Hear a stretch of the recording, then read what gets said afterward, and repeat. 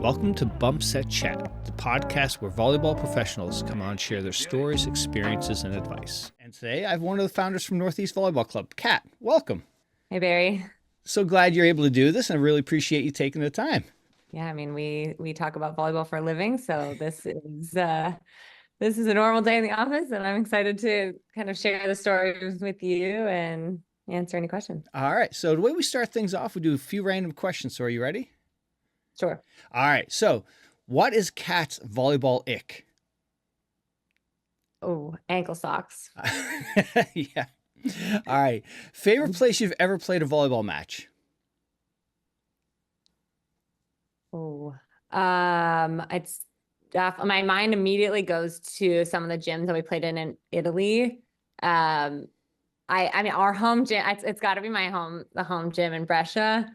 There were some other gyms that had some really cool like architecture, but that gym that was our home for a year has so many amazing memories, and it's like a historic old beautiful high ceiling volleyball gym. It's in Palo George and Montechiari is the name. People who are excellent. Familiar. All right, and the last question: you're heading out to your favorite place to eat. What are you getting?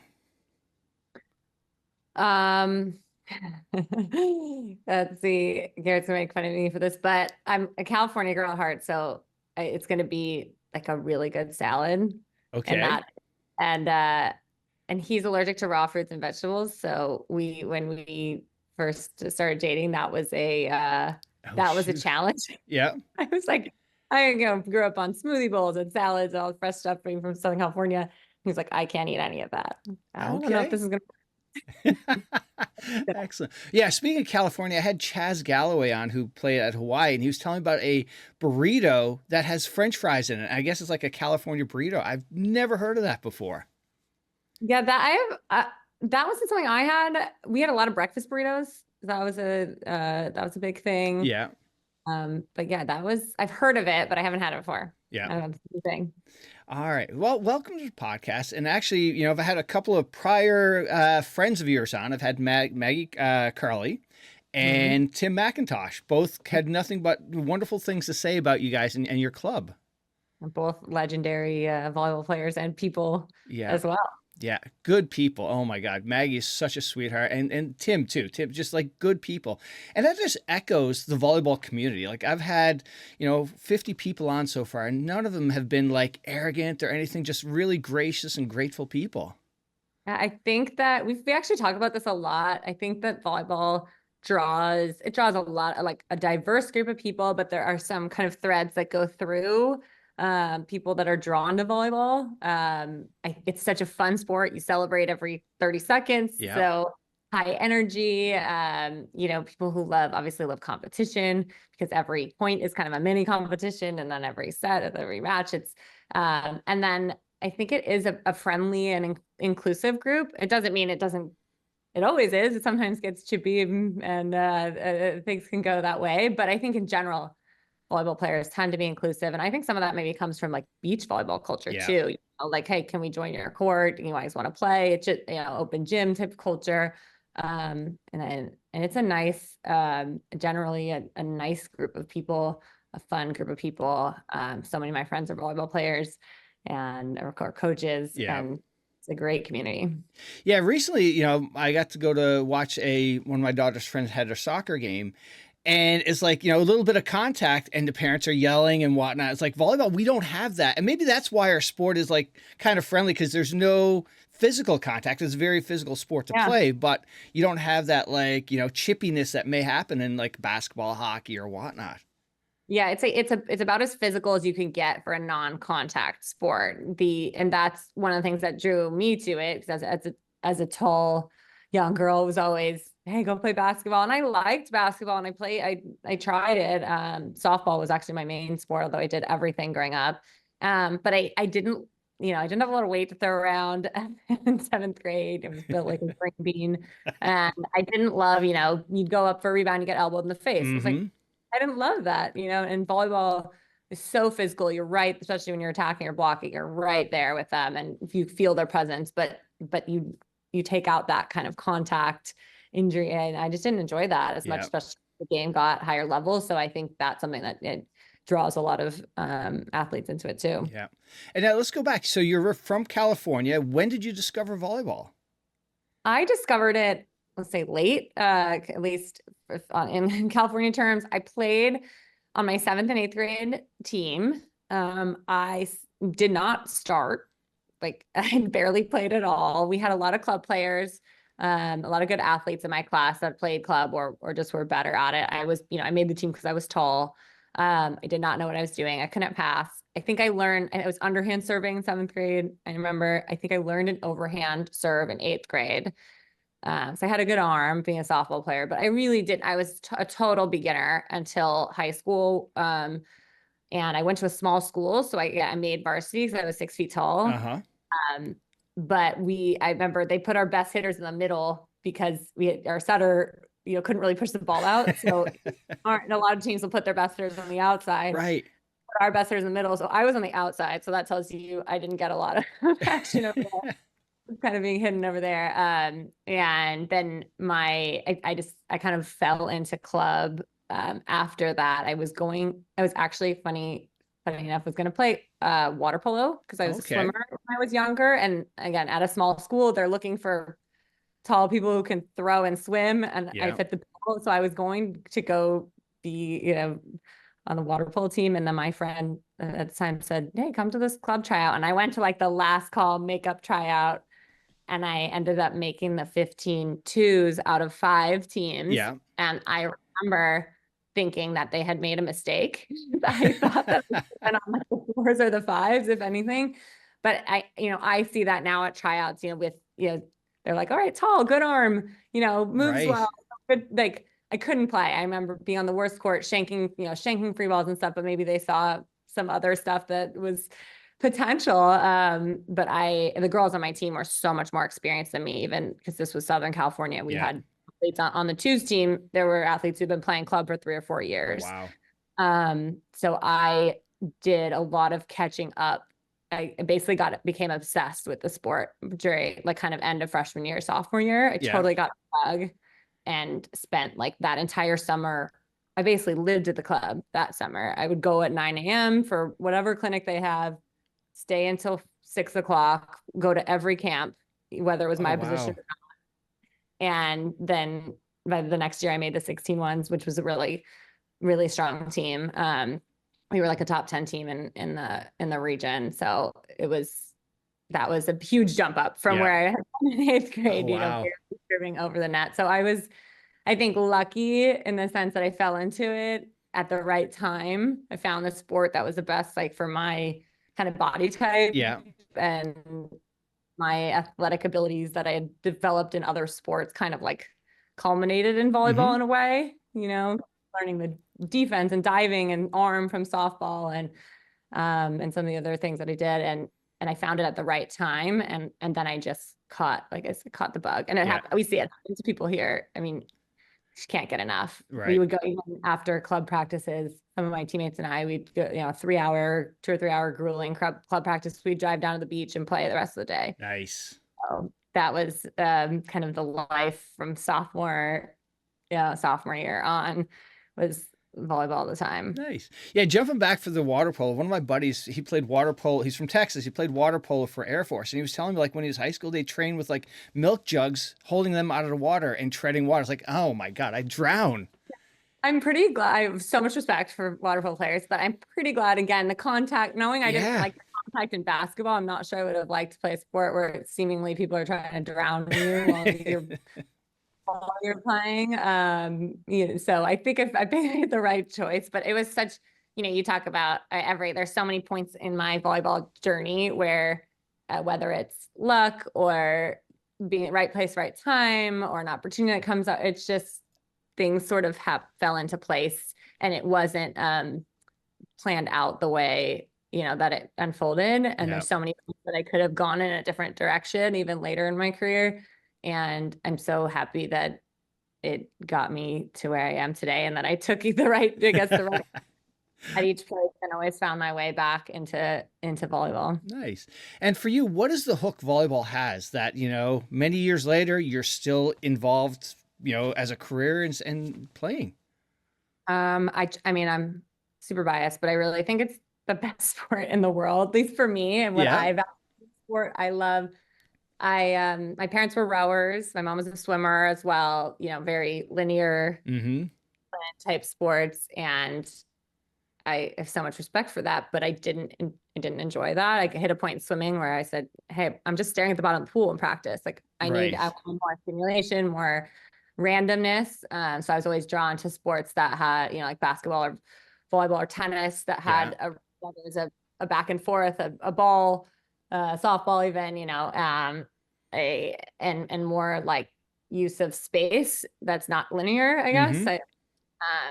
I love that about it. I love how every point there's a plan, but it's all, again, random. Like you have it's chaos.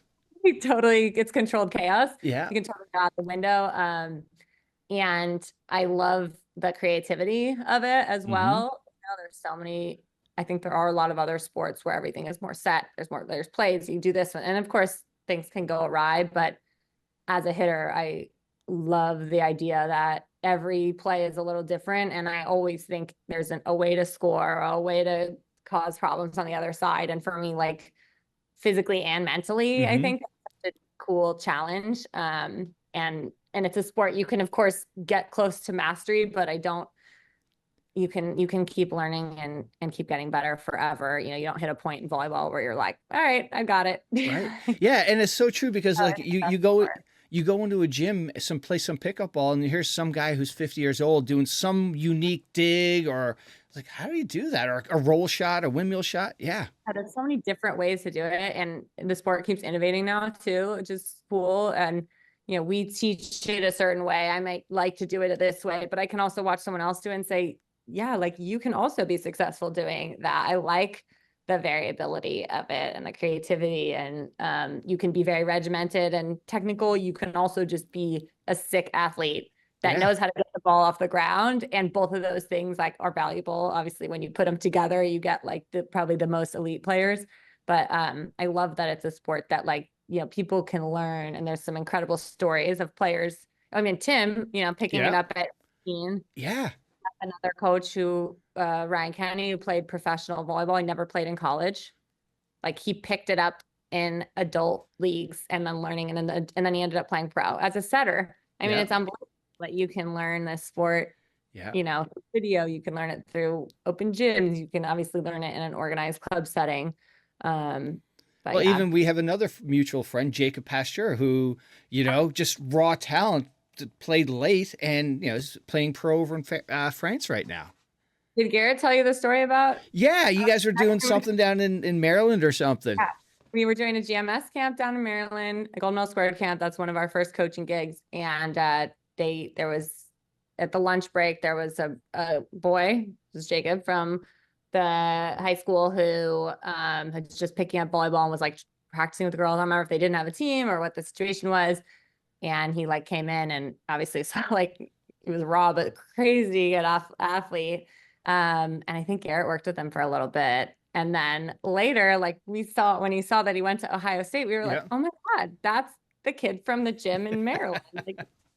Like who knew, and like, again, people can come out of there's so many different paths. You can start at 6 years old and be on the top team, or you could be, athletic, tall, what is something or the other, and pick it up late and learn playing at adult leagues. Right. Yeah, absolutely. And then after high school, you played at Cal Berkely. What was that process like?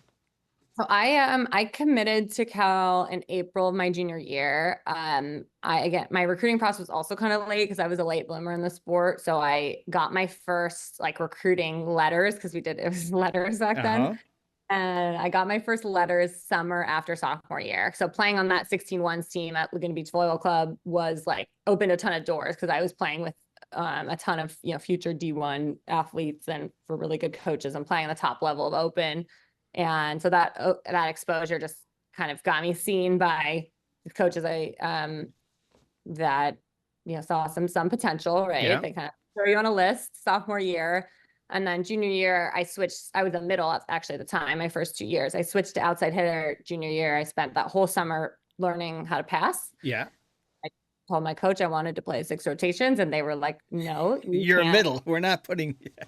They said, if you learn how to pass, well, then yeah, like if you're a good enough passer, you could play 6 rotations. You could be an outside that's got a good arm and a good approach, but I didn't have the back row skills, and I just put my mind to it. And then that next year, I was an outside, and I played on the 18s actually that year for 2 years in a row. And I had just got a ton of kind of looks and really started hitting a stride. I worked a ton on my verticals. I touched 10 feet that year, which was a big milestone for to get to kind of the Division I level. And that spring, kind of between January and April, was like a crazy time. I went from having no offers to tons of offers and visited a ton of schools. And I actually visited Yale. It was one of the schools I looked at. But Pac-10 was my dream. Yeah. Cal, Stanford, UCLA were the kind of dream schools. So when I got the option to go to Cal, I went and visited. I loved it. And I did played 2 years there, had an incredible experience, getting to go to the Final Four, playing super high level volleyball. And then it kind of ran its course for me there. And I also realized it's an amazing school. It wasn't a good fit for me. Yeah. I was all school environment and academically wasn't doing that well. It just wasn't a good fit. And that's why I always tell people in the recruiting process, I was very much looking, okay, what's the best school I can go to that also has great volleyball? Mm-hmm. But I wasn't really thinking so much what's the best school for me? Right. So I'm so grateful for the experience I had, but I know it wasn't it wasn't the right fit. Now doing the recruiting for all of our athletes, having that perspective has helped me so much to think about, don't just look at ranking. Don't just, look at what's the best the best that you can go to. What roster can you get on?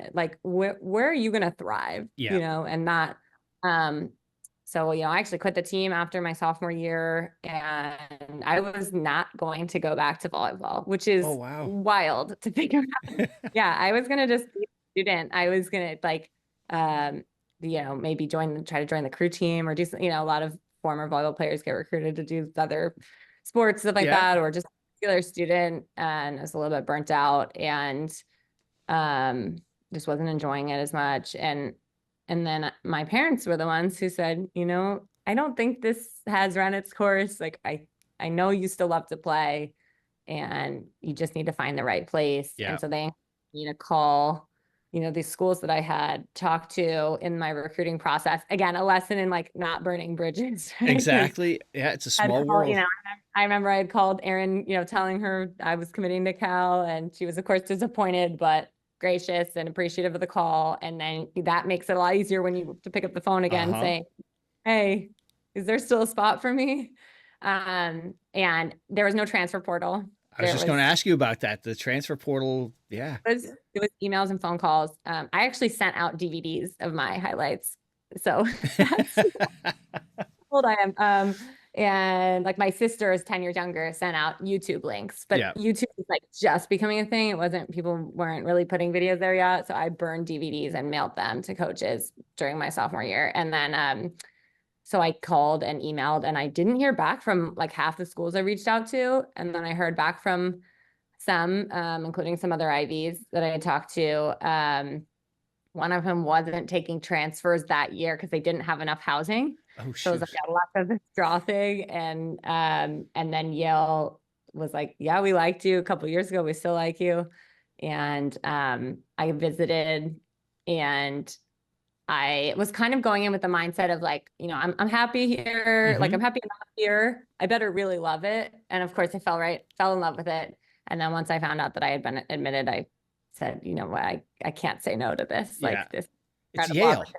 Yeah, exactly. People would kill me for this spot. And I was starting to miss volleyball. And I at that point, so that was spring of my sophomore year.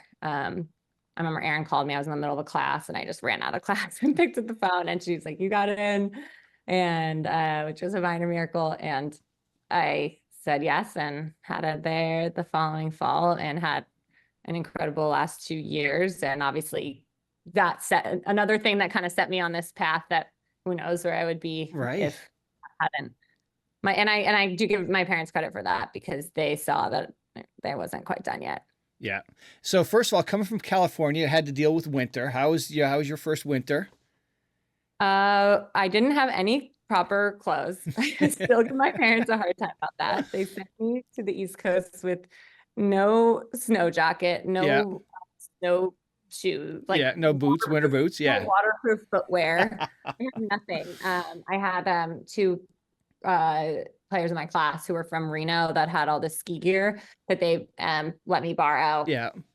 They basically they would see what I was wearing and be like, you can't, you're not going to survive. Like you Right. can't, like I have a jacket on. It was like a little like cardigan light Yeah. thing, hoodie. Like, no, that's not going to cut it. Oh, shoot. So it took me about 2 years those 2 years to at least borrowing clothes and then living here for, a long time after that to find wardrobe. And now I've learned it's just layers, but I don't love January, February, March. I love the season. Those are the months that I'm like definitely miss California, miss the beaches, but there's something about the East Coast that I love. Excellent. And now, coming to Yale, playing at their facility, it has so much character. When you see a game there and those old wooden seats that have been there for decades. Yeah, the walking through the whole campus still when I go back, I'm there all the time now. It's just so historic, and you can feel the history, right? When you're I was a major, so I really appreciate that. And they've made some really nice upgrades to gym since then, so it's now still but much nicer as well. But yeah, that was just something really incredible to be a part of. Yeah, absolutely. And then after you were done at Yale, you went over to the UK to play and do your master's? So yeah, there's a big gap in there. Oh, okay. I graduated 2010. I went overseas in 2016. So I was out in the work world. I worked in marketing, worked for marketing agencies. I started in sports marketing and worked into kind of more branding. And then I was coaching on the side at Chelsea Piers. That was where Garrett and I met. Okay.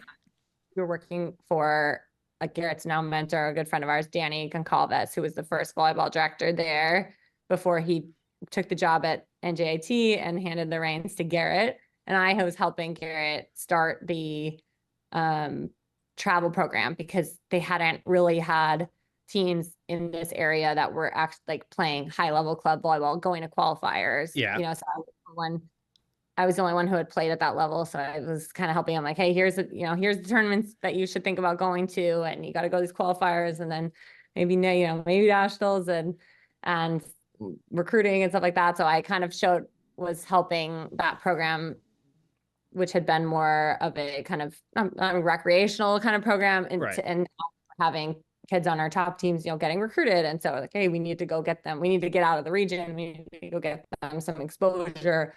We flew to Vegas, we went to Chicago, we went to Florida with them, we went to nationals in New Orleans. And I was doing that as my side job, coaching and helping him a little bit with running the club. And then that was kind of where the seeds for what became Northeast were planted, where we were saying, you know what, I think we want to do this on our own. Right. I think we want to do this in a place that's dedicated volleyball courts, not sharing with basketball, right. And have it really be ours, right?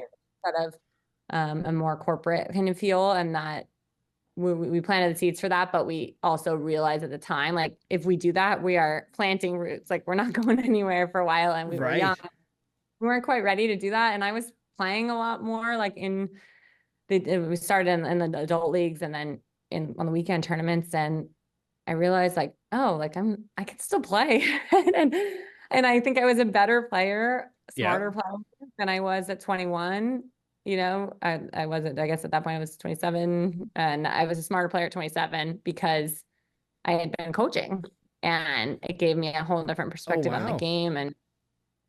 And so I had the opportunity to go get my master's and play in the UK, which then training 5 days a week again and improving. And I realized okay, I can still do this. And that's where that's where the opportunity in Italy came along, which was the highest level volleyball I played. And I say, I mean, when I was at Cal, obviously it was super high level, and especially when we're playing against like Penn State and Stanford and some, future Olympians and things like that. But I still attest that the general level of play that I played in Italy was the highest level, because it was, it's pro. You're playing with, it's still in the college game. It still felt like sometimes like, we were kids. Right. And Yeah. they talented kids, but then now you're playing against professionals who've been doing this forever, and the ball control and the level of that I saw in Italy was incredible. And nice. I'm so grateful for that opportunity to get to do that at 28 years old too. I know. I didn't know there was there's a gap. That was wild. Yeah. So I really didn't play much from like 21 to 23, and then started playing kind of sporadically in tournaments, going to adult nationals, doing some stuff on the weekends from like 23 to 27, I guess. And then 27, 28 is when I went back into playing, kind of full time. Yeah. And then we came back and started the club. So it's a really different path. It is, yeah. And like I was saying to Garrett, when he said you guys played volleyball in the UK, those are two words that you don't hear a lot. I'm going to play volleyball in the UK. It's becoming a little bit more common now, because there's really good master's programs. My sister's actually over there in Durham right now, for volleyball players that if you're kind of in that camp where like maybe either you're not at the level where you want to commit, where you can commit to pro, or where you want to go to school, but you're not ready to dive into like a 2-year MBA, doing that 1-year master's and getting to play. At Durham, or we did at Durham, but there's other schools that do it as well. It's fairly affordable. You get to travel, so for me, it's a great experience, and I highly recommend it for, either people who are like looking to switch jobs, maybe pivot or something like that, or just, want another year of school and volleyball. Yeah. Nice. And then playing pro in Italy, what was that experience like? That was crazy. It was, I got there. I was one of 2 foreigners. There was my teammate Paulina from Finland, and myself, and then all Italian players ranging from 19 to maybe 30. So mostly in their 20s. Yeah. And I got there. I was injured when I got there. I torn a small ligament in my shoulder. I was nothing or crank surgery, but I was rehabbing, and so I couldn't hit when I got there. And I remember feeling like, oh no, like they're not, they recruited me to be a hitter, they signed me to be a hitter. Like, I was really nervous. I didn't know if it was going to work out, since I couldn't do the thing that they wanted me to do. So I spent like 3 weeks of preseason just passing. And I still remember the pain in my neck from having passed. I passed like 2,500 volleyballs against a wall one day in practice, because coach was like doing hitting, and he's like, well, you're gonna do this. You do this 100 times, and then this 100 times, and this, and it was like 5 things of 100, and then go do that 5 times. And I was like, I could barely walk the next day. Oh my God! But that's the level of detail that they put into like ball control and platform. And I came from a club that had really like kind of hammered that in as well. My club was known for training, passing, and defense and ball control, but this was to another level. And I was like, I understand why when I watch the Italian players, their touch is incredible, because like they touch the ball so much and they emphasize platform and hands so much. So that was really eye-opening for me from a training standpoint. And not that I would recommend for us having our kids pass 2,500 volleyballs against the wall, but the message definitely stuck in terms of like, this is really important. And you can hit, but like we need a pass if we want to be good. And that was a huge focus. And then when I came back, I right at the end of the preseason, I was able to tip and roll. I remember I had one game where I was only allowed to tip and roll, but the other team didn't know. And so I was just going up and tipping, rolling, hitting all the shots, and like they kept working, and I was dying because I'm thinking they don't know I can't hit. Right. Oh my God. Growing up, I would just go approach really hard, and I'm like, tip, and then tip here. So, and I was actually pretty effective. And that was another lesson that I've learned and shared with some kids. It's like, yeah, of course you want to hit the ball. And I was able to be more effective once I could hit and tip. But I was like, you'd be surprised if you go hard and mix up your shots. Like you could be pretty effective outside and not hit the ball once. And imagine. Absolutely. Yeah, and those, those corners, and they, you can get so many people. High roll, deep tip, tip to Yeah. three, type up the hands. I was doing all the stuff. It was kind of fun. And then my team had a really bad start. Actually, we were like towards the bottom of the league in the first maybe 10 matches or so, and then we started to hit. There's 17 teams in the league, so you play like 32 regular season matches. Oh, wow. Italy.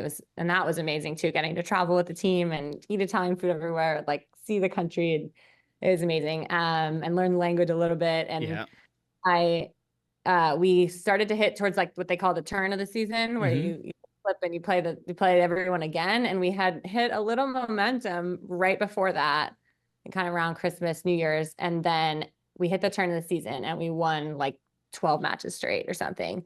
And just every week of the standings, like we went from bottom third to kind of middle to like, and then we didn't end up getting into the top or close to top, I think, until March. And then in April we clinched and we won the whole thing. So it was Wow. we were like we were expected to be a very middle of the pack team, maybe not bottom, but middle or top of the bottom half. And so it was kind of shocking that we won. And I think I credit a lot to coaching and also to good chemistry. Like every team has their issues, but we got along well as a team. There was trust, there was balance. Like we had 3 pin hitters who could all put up 20 kills. There were some other teams that would rely on one person to get 30 kills. And if they didn't, it was a struggle. So we kind of had different people each night, like getting an MVP or being the kill leader. It was we ran a very balanced offense. And we were a really good blocking team. That was another thing that kind of was eye-opening for me, because when I was growing up, blocking wasn't as big of a part of the women's game. And then we averaged 3.5 blocks a set in Italy, which is like, that's men's numbers, right. Like a good men's blocking team right there. And we were like the best middle blocker from a blocking standpoint in the league on our team. And she would get like, 1.5 or something at the 3.5. And that was eye-opening for me as well, because I didn't really learn how to block that effectively until after college. And Garrett was the one who actually kind of taught me. And it really taught me. I learned it, but I never really, as an outside, kind of, it's like, that's not that important. I just need to pass and hit and take it that seriously. And then I learned it and I was like, oh, this actually... It's a game changer. It's a game changer. And I knew as a hitter, obviously, when you face a huge blocker, it totally changes your strategy, right? And I kind of realized on the other side of that, I should probably take this blocking thing more seriously and start learning it and teaching it more. And that's something as a club we've tried to be really good at, because I think it's become such a huge part of the women's game in college.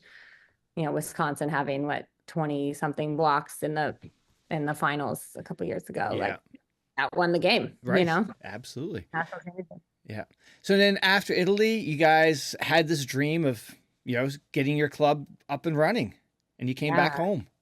Yeah, we came home. We were working on like the name and the branding while we were in Italy. I had studied like entrepreneurship as my master's, so I was kind of doing that with the idea that we were going to start the club. And I always knew we could, you kind of always know you could go back and do something else, but we were pretty set on that. We just needed a facility, right? We needed that. But we had the name, we had the brand, we had the kind of mission, all of that stuff.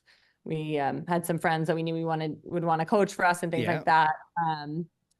And then we came back and just started looking at warehouses, tennis facilities, anything with high ceilings, no columns, that was willing to rent. And we got pretty lucky. Garrett found our old facility on Google Earth, just looking like because we wanted to be in Norwalk or Wilton area. We wanted to be in Fairfield County, so it was literally looking like down Route 7 on at every building that looked large enough to hold 3+ volleyball courts.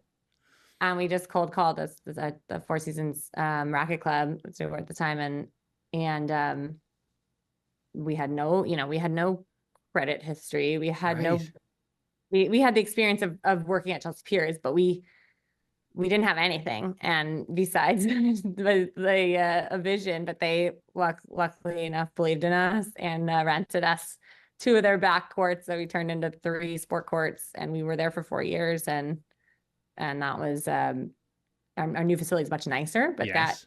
old facility has like a lot of memories and a lot Yeah. of fun. Kind Oh. of is where you start, you know? Yeah, absolutely. And now, knowing what you grew up with in California and how the club structure was there, did you find that when you were Chelsea or other clubs, they follow the same format, or you guys really had a leg up because California established it and you guys were able to mirror what was out there, or did you guys really come up with something new? We, I wouldn't say we came up with anything new because there's so many clubs and everything's been done, but we did look to outside of the region for most of our inspiration. Mm-hmm. We said like Smash was the best club in the region at the time, and we said, yeah, we want to beat them, of course, but we weren't just trying to get there. We were like, we want to compete with T Street and A5 and First Alliance and so and we're not there yet. Those clubs are much stronger in terms of their top teams and things like that. But the gap, we're closing that gap, Yeah. and at some age groups especially, and we've gotten there faster than I thought. So I think that was like setting the bar higher, right, than just being the best in the region. We said, we want to compete nationally, and we took a lot of ideas and things from some of those other clubs I named, and we did kind of come in saying, we're not just going to try to do what Connecticut clubs and New England clubs do and do it better, but we're going to try to do what's working in other regions that are better. Yeah. Right. And try to bring that here and really try to build culture around volleyball that was here, but it was small. Yeah. And it wasn't as prevalent. It wasn't a sport that people were picking up at a really young age, or that people saw a path like to a high level. There weren't a lot of players who were able to go to Division I schools, for example. Yeah. And not that everyone has to do that, but that wasn't really a path that was seen. And even talking to Division I coaches, they're like, yeah, we don't really recruit from this area. Yeah, nobody goes to Connecticut, right? Yeah, it isn't really good. And now we're, when our teams go out to nationals and stuff, and I talk to a lot of coaches, they're like, these are like we want to recruit these. These are good. These are good volleyball players, and they're not just big kids that are from Connecticut, but they can play and they have control and good IQ and stuff like that. And so that has been really so gratifying, because there was kind of a glass ceiling, I think, for volleyball players. And every time a player kind of breaks it, then for our younger athletes, the 13s, 14s, 15s, seeing that, they're like, oh my gosh, there is a path into maybe playing in the ACC or SEC or Ivy League or any place. And not that everyone has to get to that level, but there's a path that you can see, and that's important. And that path wasn't really there 10 years ago. Yeah. And I can't say, I'm not going to say like we can't take credit for it. There's been so many people building it, mm-hmm. but I do think that our club has accelerated it in this area. And now, what was the was it a skill gap that the other areas had, or was it just a focus of when you think of playing a sport, volleyball is now one of the three sports people are focused on, rather than in Northeast you have so many options and focused on soccer or lacrosse and things like that? I think it was like a lot of factors, and you named a couple of them. One being a lot of the top athletes weren't going to volleyball. Yeah. They were going lacrosse, field hockey, soccer, softball, and then maybe playing volleyball on the side, and then maybe sometimes veering into volleyball. Right. But that wasn't necessarily where there are, again, a lot of factors to that. Maybe they didn't see a path to the level they want to play at, where they saw that in lacrosse or another sport, or maybe because soccer got them earlier at 6 or 7, and then they didn't have room for it, or they just kind of did it more recreationally, or their high school team wasn't very good, or whatever the reason is, they weren't picking up athletes. That's number one, probably. But I think the training and the coaching, there were some really good coaches, but there wasn't a lot of like systematic kind of program building that we saw in other clubs. And that's what I experienced at my club, where as the things that I learned in 15s were building blocks to what I was going to learn in 18s. And it was taught, every coach had their own style. And we were generally taught the same systems. The sets were called the same things. I could go, if I was on a 15 and I went to the 16s practice, I recognized what we were doing. The skills that were being taught were the same, and it's not just random. And that was something that we saw a lot of programs here lacking, and that we set right away. We made our systems, we made our set calls. Garrett and John and I remember bought a bunch of whiteboards and spent like a whole day in Wilton at our old gym, just writing out, coming up with the different names, stuff, writing it out. Here's how we're going to do defense. Here's what we're going to do. And we're arguing, because we all have strong opinions about it, but we came up with like, here's going to be the Northeast style of play and what we're going to and how we're going to train. A lot of it being based in the gold medal squared training philosophies as well. And then we've evolved it. We've tweaked it throughout the years and said, we need to do better at this, or this is something that's new in the game that we're going to teach a little bit differently. And every year we've kind of evolved it, but we've stuck to the kind of overall principles. And I think that was something that was missing a little bit. And then a big thing I think was the setter training, like specifically. I just don't think a lot of people were training setters well in there, with a few exceptions for sure. But setter training in our region was the thing where when I would watch and say, okay, there's some people who can pass, there's some people who can hit, but that link between the two was missing.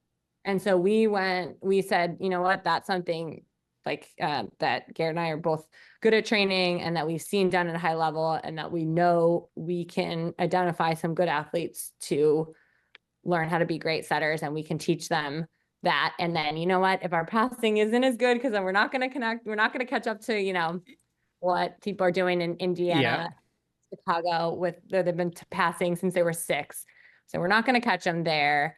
We can catch up on hitting because that's more physical skill, but setting is a place where we were like, I think we can close the gap quickly with some of the bigger clubs if we really focus on it and we put our best athletes in that position and really train them with position specific and technical stuff and jump setting and back setting and all the things that were kind of neglected in a lot of training.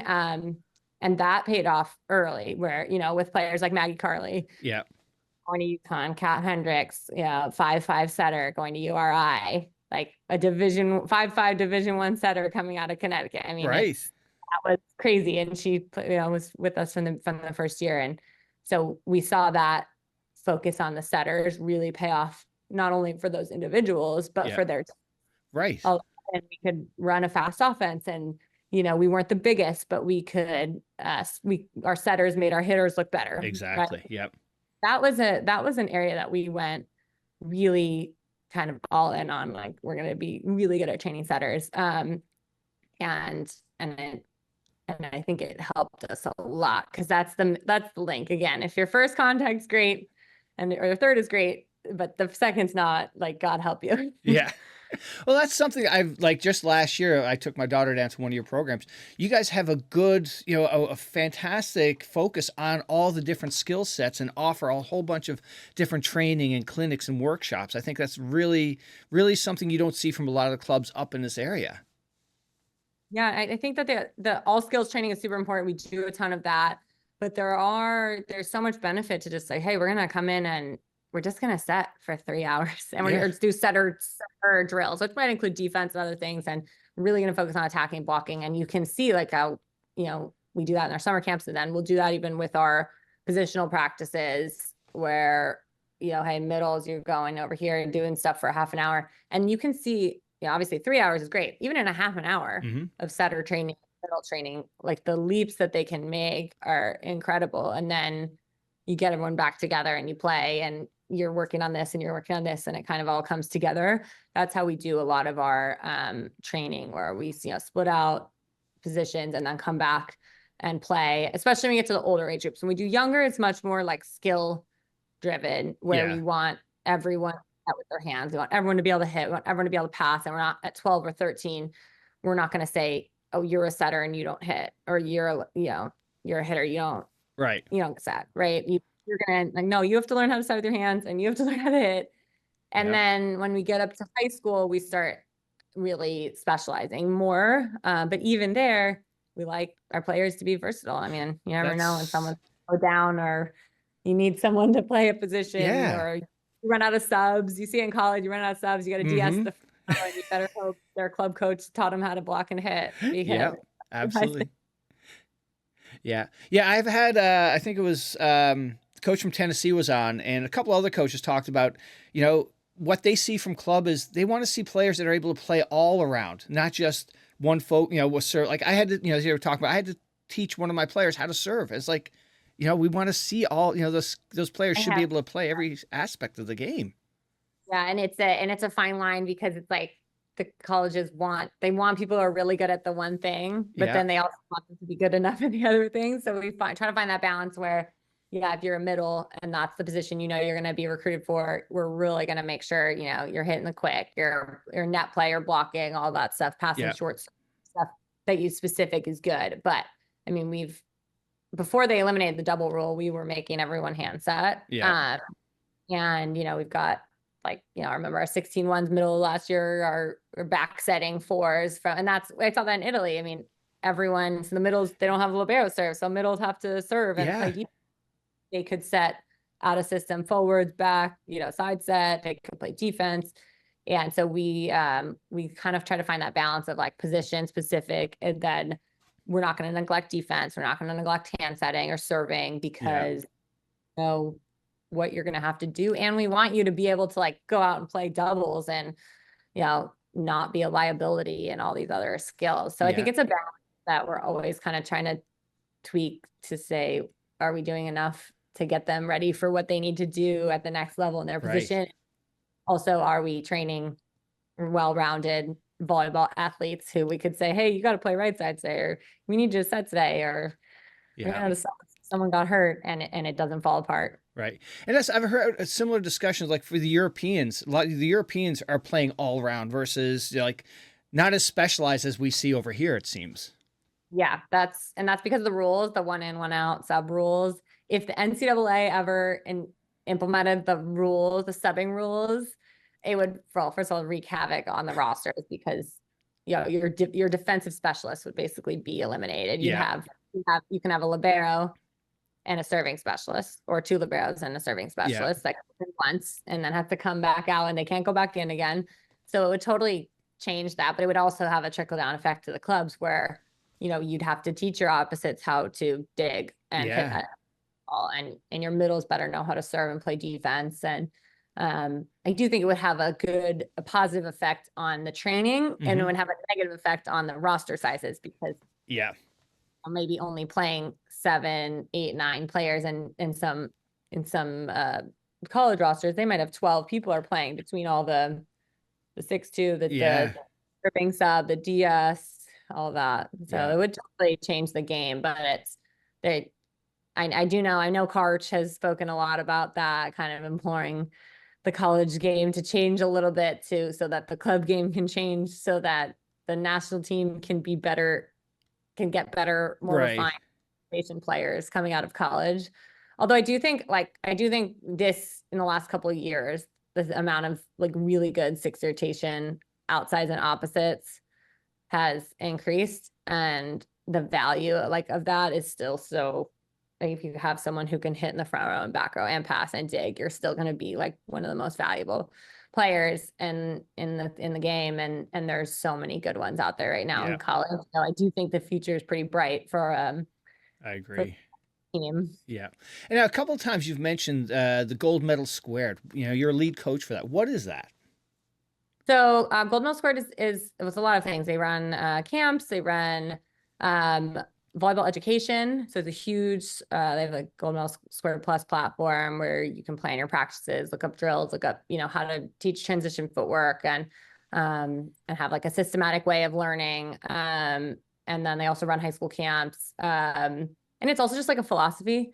So we are kind of a gold medal squared club in how we train. We don't do everything the way that they would recommend. And that's where we say, so we're not not strictly on that. So there's certain things that we teach a little bit differently, but the main principles of passing, passing with angles on the not passing, in your midline facing the target, like those are some things that we teach.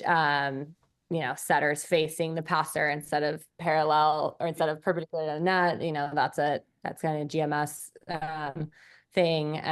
But there's some other things that we do differently, but I think that it's a great resource, especially if someone wants if someone came to me and said, hey, I've never coached volleyball before, like, what should I do? I would tell them to go here and I'd give them to watch these videos. Yeah. Here's some drills, here's some practice plans. And it's a way of teaching volleyball that's kind of standardized and driven by data. But then it's interesting because you watch college volleyball, you can kind of recognize, people playing that way. And then there's some teams who are going completely off the rails, doing something completely different and being really successful. So that's where I think volleyball it's helpful to have system and structure, of course, and you need to have, but like there's so many different ways to play. Not everything fits in a box. Yeah. I loved watching the Japanese teams. Oh God, yeah. Here, the creativity, the tempo of the offense, the flow of the game, the things that their setters are doing it's just incredible, and they're innovating. It seems like every few months they're innovating ways of playing, new techniques and things like that. So I think it's really cool that, especially now with social media and video, everything being video, it's like you can have access to what people are doing across the world, and see it, for yourself. And then you have to decide always, is that right for my team? Is that right for my, you don't want to get too attached to something that maybe just a trend, but we do try to keep kind of our finger on the pulse of what are the rule changes, what are the new things that are happening, and say, okay, that's something we want to start training, and maybe that's something we're not going to train as much, but we're also not going to say, you can't do that.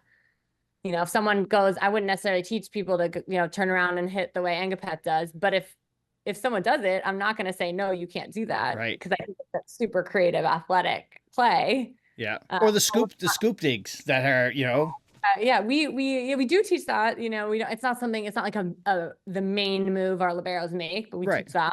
But there's other things that we say we wouldn't really teach it, but I also wouldn't discourge it. And if you works, if you're going to mess around after practice and 180 spin and dunk the ball behind your head, like you now found another way to solve a problem of, you jump past the ball and the set's slow behind you, and what do I do? Because we've all been in that situation. And that's where being athletic and creative, I think, is so fun in the sport. And I love seeing people come up with cool ways to play the ball. Even foot, even covering with your feet, that was not really a thing when I was playing. And now that's such a common thing where people can't realize they got burned. They're standing up tall. My coaches would have said, no, that's lazy. You got to go get it with your arms. And of course, that's the better move in a lot of situations. But if the ball's coming down fast and you're standing up tall, why not kick it? At least it doesn't hit the ground. And so there's as the game has gotten faster, there's some cool things that have developed out of that. But it's just fun to see. I think volleyball is having, I don't know if it's having a moment or if it's just kind of coming into its glory in the US, but it's cool to be a part of it. Absolutely. Yeah. And it's wild to see. Now, something I would like to get your take on is the whole double rule in college. Are we going to start seeing that go transformed or move down or shift down to the Club USA level?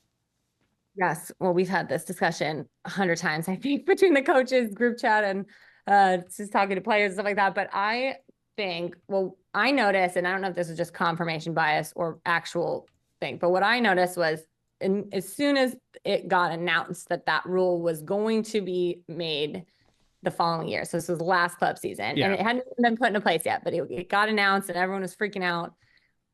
The refs loosened at club tournaments. All of a sudden, stuff started getting let go that wasn't called, or that had been called before. And so I think it had this immediate psychological effect on the referees, where they were saying, well, this is going away, so why am I going to be super strict on it, with these 14-year-olds. So I think that had a really positive effect on, and Garrett and I are both general fans of let them play. Right, exactly. Right. Of course, if there's egregious violations, you call it, but nothing boils my blood more than, a ref calling a 12-year-old on a ball with my, I'm like, come on, now let them play, let the flow. Now they're not in a handset for 3 months. Right. Yeah. I've just traumatized them. Yeah. And so that, I think, has been really positive for the game. I do think it will, as long as it's I think it will trickle down unless the NCAA gets rid of it. I've really liked seeing the positive impact of like the extension of rallies and, middle blockers that would never have put their hands up before be unafraid to set, and how that allows for, again, more attacks and more longer rallies. There were a bunch of cool rallies I saw on the NCAA volleyball Instagram. I'm like, oh, that rally would have ended 20 seconds in. With that touch, but instead we got to watch 40 seconds more of high-level volleyball, and I think that's really good for the game. So I'm a big fan of it, and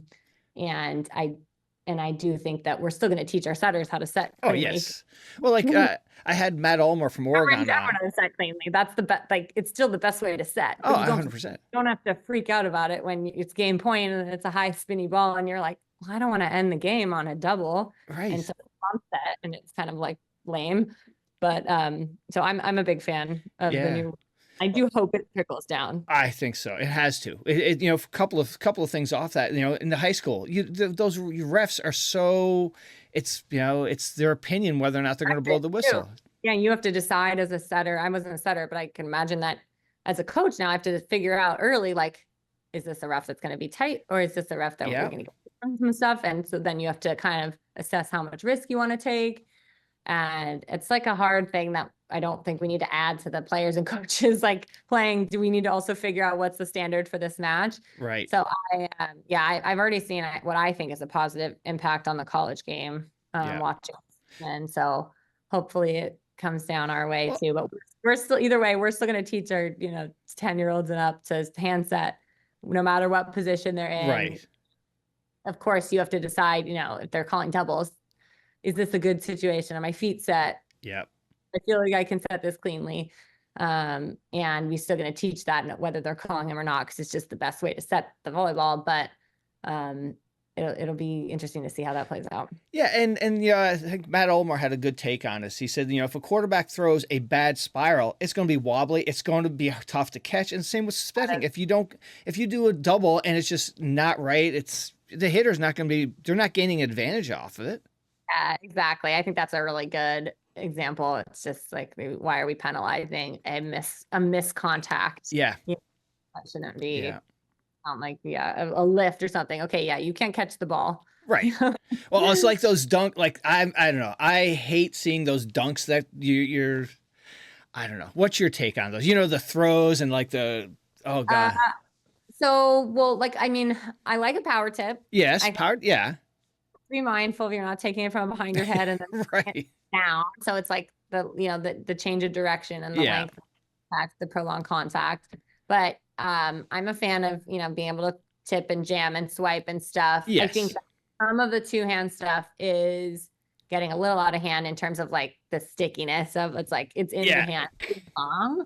That I think is sometimes a bit much. But again, I would rather err on the side of let them play and let's be more creative and not just call something because it looks conventional or weird, because I think that's how the game has evolved to where it is. Yeah. Why we're used to not be able to play anything overhead. Right. Yes. I imagine if we had been stuck to that, the game would not be exciting. So I think I like kind of allowing people to push the boundaries and then decide, the powers can be, not we, can decide if they want to run in. But remember there was that one year where they were calling like every power tip in the NCAA, and it was like, okay, this is too much. Yeah. This is just a new thing that people are doing that we're not used to. We need to evaluate the actual contact, not just, did that look weird? Right. Yeah. Like I saw a really great, it was a clip from, I think it was an Italian setter, and she did a back set, but instead of doing this, she had her hands this way. And I was like, oh, that was cool. Yeah. Again, it's like, I don't know if I would train it, but if someone did it, I know Garrett and I would both be like, cool. Yeah. Good job solving that problem with an exactly. athletic and creative solution. Yeah.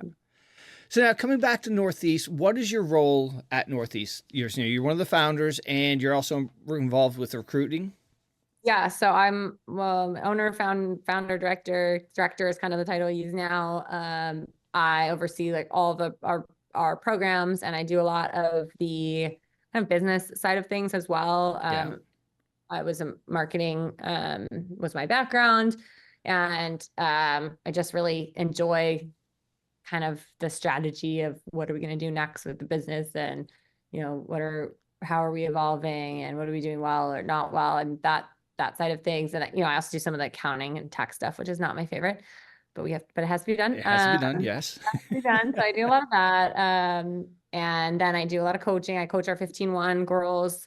But that's what I coached 12s the last 2 years. I'm coaching 15-1s this year, which I'm really excited about. And I loved coaching the 12s. So fun. And I still plan on staying involved in that age group. And then from a coaching standpoint, one of my big goals is to try to stay involved with all the teams. So making sure that I get to see all the boys teams, even though I'm not coaching a boys teams, and go out there and meet them and help those coaches and stay connected, and go see our academy teams and see all of the teams that I'm not directly involved with. Yeah. Both from a recruiting standpoint, I can do a better job talking to coaches, if I know the kids, but also so I do a lot of my day-to-day work kind of before 3 o'clock, and then 3 or 4 o'clock when the kids start rolling in. Like, I don't really want to be up in my office anymore. Right. That's got to be so cool. Just every day the kids come and everybody's there to play volleyball. Yeah, everyone's kind of coming in excited to play, or whether, different stuff going on, clinics, lessons, team practices, people just here messing around half an hour before practice. That's one of my favorite times to be out on the court, just catching up with people and helping them, with their serve or whatever they're working on.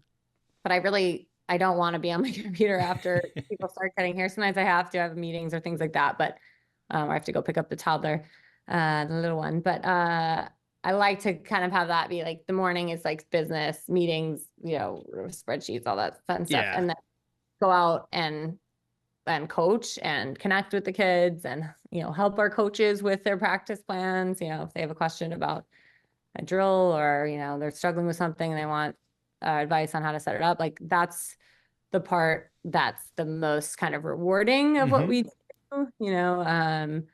and the part that I look forward to the most every day. I find that if I have a day where I'm just doing meetings and on my computer, I sort of leave at the end of the day not feeling that.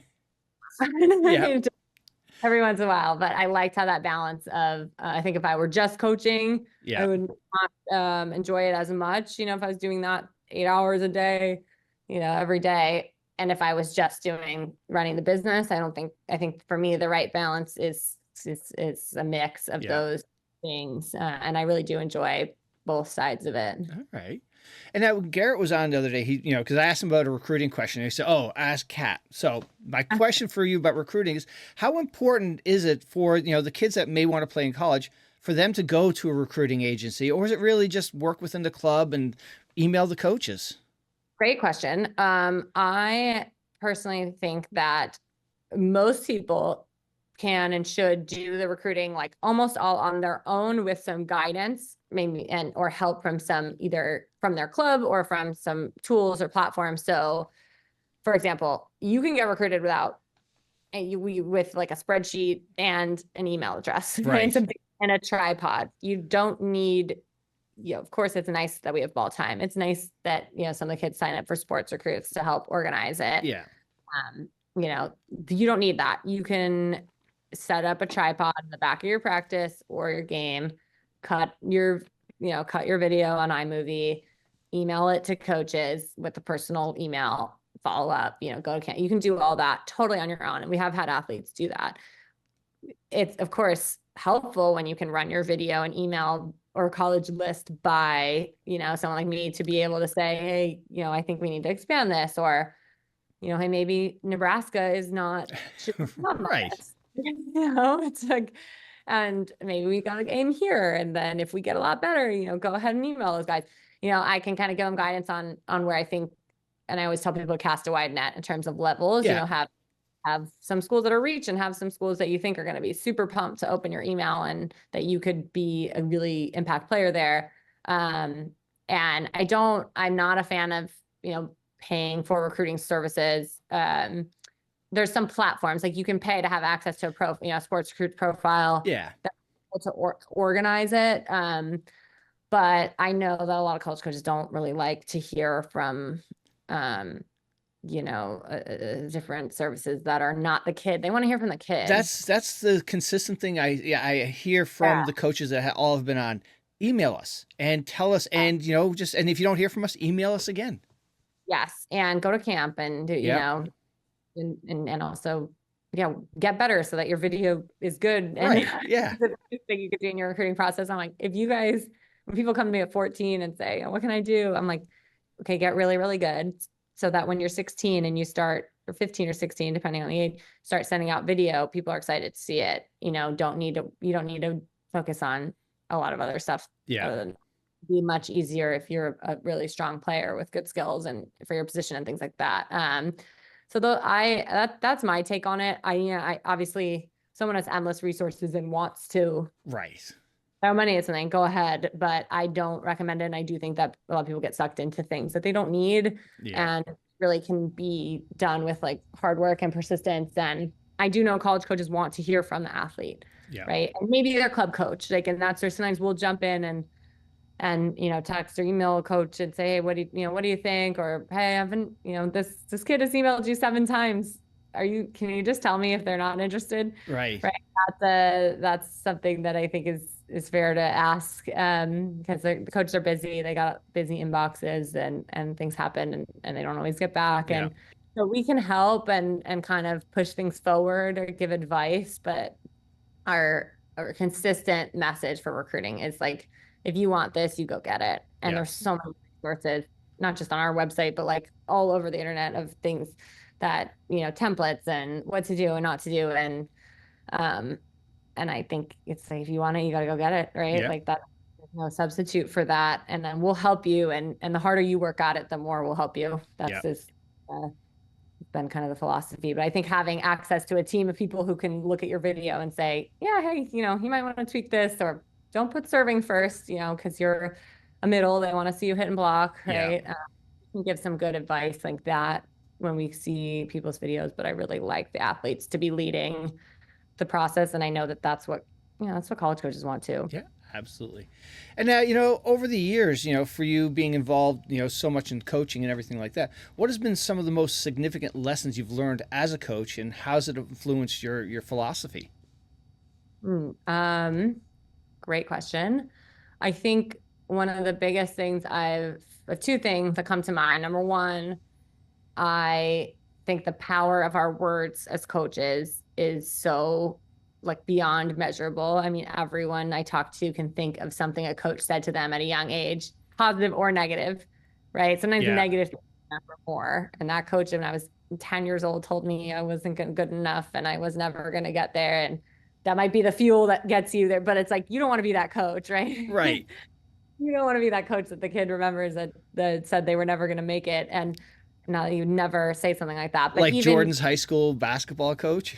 Exactly, right. And even on a smaller scale, just knowing how you say things, the timing of when you say it, the words you choose, everything gets kind of blown out of proportion sometimes as a coach. And so you really need to be mindful and understand that, like, depending on the day that the athlete is having or the situation that they're in, like, the power of what you say and how you say it is more important than the actual content. So making sure that it's coming from a place of positivity and like motivation, and making sure you're not going to say something that's going to 20 years later, someone's going to be saying, I can't believe that coach said that to me. Yeah.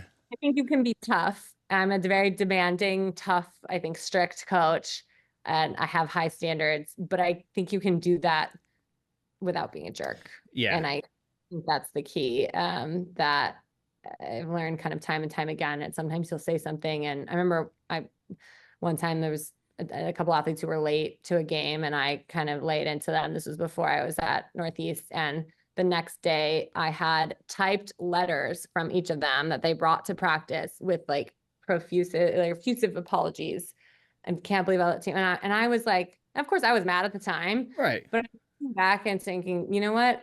I was probably a little. If they felt they needed to go home and write me an essay, oh God, apologizing for being late. This was like over almost 10 years ago now. I must have terrified them, and that sort of thing is like, okay, let's be mindful of how we say things, and knowing that the kid, sometimes when a kid is late, they're already stressed out. Right. Now, of course, I don't want you to be late. Maybe you're going to get benched the first set because that's our policy or whatever. But that kid's already stressed out. They don't want to be late. Probably like, Mom, go drive faster. They don't drive themselves. And so just like, hey, it's okay. You're just not going to play the first set, but we're not going to play into you for that. So I learned that. And everyone has their either positive stories or. And now, I had a question for, almost a comment and question from Maggie. So she goes, how and why you guys think the program has grown to be so abundant over the years? And she also said, you guys don't give yourself enough credit. Oh, that's nice, Maggie. Well, she really helped raise the bar for that class, and just being able to be an athlete going to, our UConn, right? The Connecticut school. And I think that was huge for us. But I think that there was, the sport had momentum before we got here there were so many people that wanted to play at a higher level that maybe had been exposed to it a little bit, but they weren't getting the training and the kind of dedication that we wanted to bring to it, being, Garrett and I both being full-time club director. I can't imagine not being that. Like it's a lot to do it right. I think, and I think there was a need for that. There was a market for that. There were people who wanted that. Mm-hmm. And then you knew we were going to fill that, but I didn't realize how quickly people would latch onto it and really buy in fully. And all of a sudden every weekend is a volleyball weekend, and they're a volleyball family, and, the siblings are playing too. And they're going to college games, and all of a sudden volleyball becoming like a big part of a lot of families' lives. And maybe the central thing in their kind of kids' life besides school, right? Mm-hmm. And that I don't think anyone was really feeling that need. But I do think like the community bought in, and I think that that's the part that I don't know how, I don't know. I guess I don't know why something catches fire, but people really went all in, and we have had so many parents and families and athletes, like Maggie being an example, who've been like ambassadors for the program. And I can't tell you the amount of kids that have come in the gym because of Maggie, right? Her younger sister, and then her friends, and then, hey, she's met someone at a tournament and told them about us or whatever. And so like the word of mouth, what has been like, we don't do a lot of marketing. We do a little, mostly it's word of mouth, come in, hopefully experience. Hopefully we can make a positive impact on your life. And then you go tell some other people about it. And that's like, I guess that's how it grows, but it just took off. We still kind of marvel at it, because the club right now is probably because we did have like big dreams, and we did think this could be something big and good, and long lasting even before we knew the name. Yeah. I think we thought that where we are now is maybe where we would be in 10 to 15 years, and 6. So that's been kind of beyond like Garrett and my imagination. Yeah. Nice. And now for you, what's been, some of the most rewarding things about, being there at Northeast and starting this? And like you were just talking about the families, it's. So many things, but I think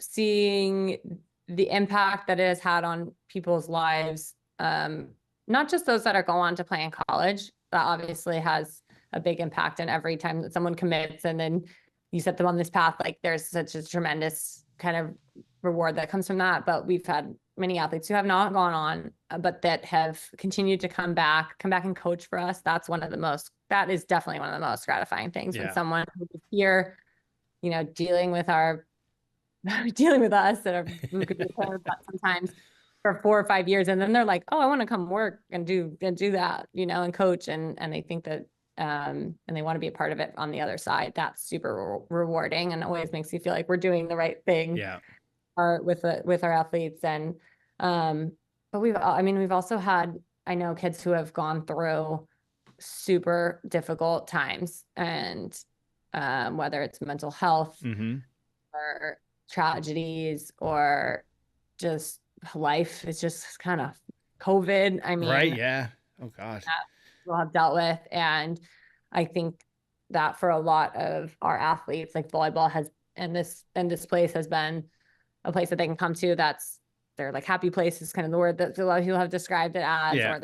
or their safe It's place. their escape. It's they're separate. You know, a lot of the high school, what I've noticed is like you have your high school friends and you have your club friends, and it's just a separation. Nice to, yeah, that these kids don't always go to your school and they don't know your history. And it's a place that you can maybe be explore a different side of yourself or your personality. Or I've seen people grow, like people who didn't talk when we first got, like, I have some kids who are on our 17s, 18s. And when I first met them, like I didn't know what their voice sounded like because they did not speak.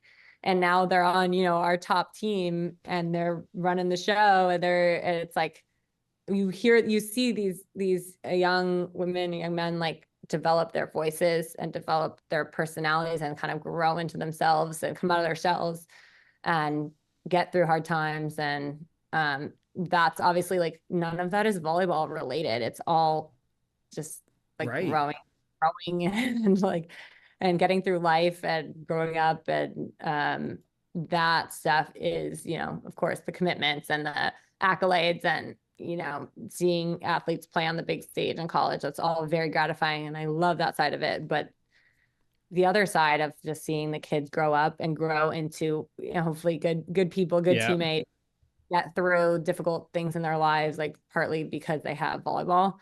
I think that's the most rewarding. All right. Surprised I was able to get through that without crying. All right. So, let's move on to a happy question then. So I asked this for all my guests. I've had Eric Shoji on, and him and Taylor Averill have this thing. What's the toughest position in volleyball? So now, Kat, what do you think is the toughest position in volleyball? No matter what I say, I'm going to be in trouble. Okay. I've got two. I got to pick one. I think that at the highest levels, I think middle is the most challenging. The blocking and the eye work and timing and discipline and athleticism required to have to block, across the entire net against a high speed offense and an offensive setter, I think is one of the hardest things in the game. I do think serve receive is the hardest skill in the game though. So it's like but I'm going to say middle. All and right. People are going to your setters are going to come at you like, what do you mean? Are be so upset. Setting is really hard, but yeah, it's not outside. It's always the middle or the setter is always the answer. And the middle is like they got to be there. They rarely get sets. And no, I don't think outside's the hardest position. I think it's a position that kind of in a way requires you to be the most proficient at the most amount of skills. Yeah. But it's like we get so much time. We get all this time to approach. We don't have to be up in transition. As an outside, I only have to approach when I get set. That's a luxury compared to the middle, right? So I always remember thank your middles, thank your setters, and then the poor liberos get no credit. No, I love liberos. I think it's a team with a great libero can just transform your team.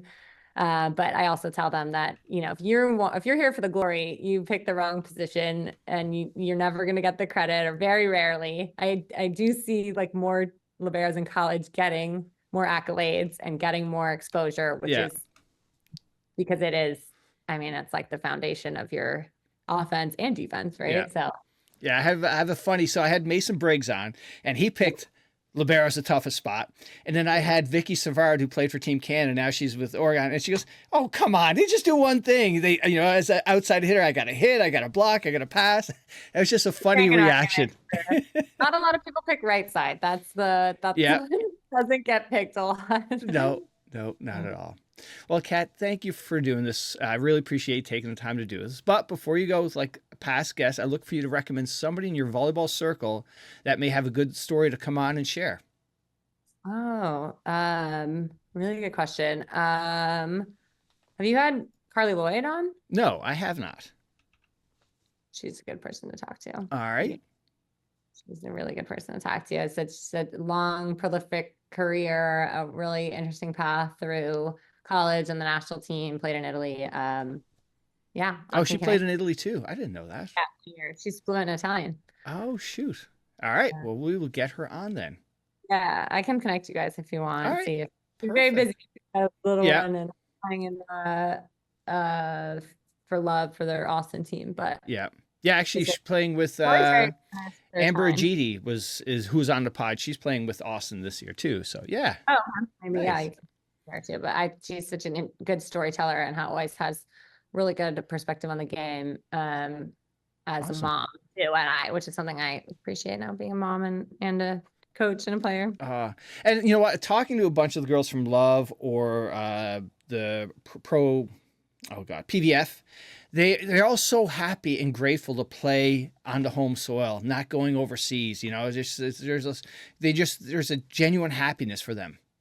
Yeah. I mean, I wish I'd had that opportunity. I also love traveling. So I'm like, I'm so glad I got to go overseas, but I do think like having both options is the right thing, right? There's Yeah. so many players. So I'm excited to see what happens with the pro leagues. And I hope that one or more of them is successful. And I think they will be because there's just so much appetite for watching volleyball as you see in NCAA. So Yeah. I'm Absolutely. excited. I think I missed that window by a few years, but I'm excited for the next generation, hopefully for our athletes that we're coaching at Northeast to get, for some of them to get to do that would Well, be a dream. you guys are doing great things there, so it's not too bad that you didn't get to play pro here. Yeah, I'll live. So, all right. Well, hey, thank you so much. Really appreciate it, and good luck with all. Good luck to all your teams this season. Thank you. Hey, she's a beauty.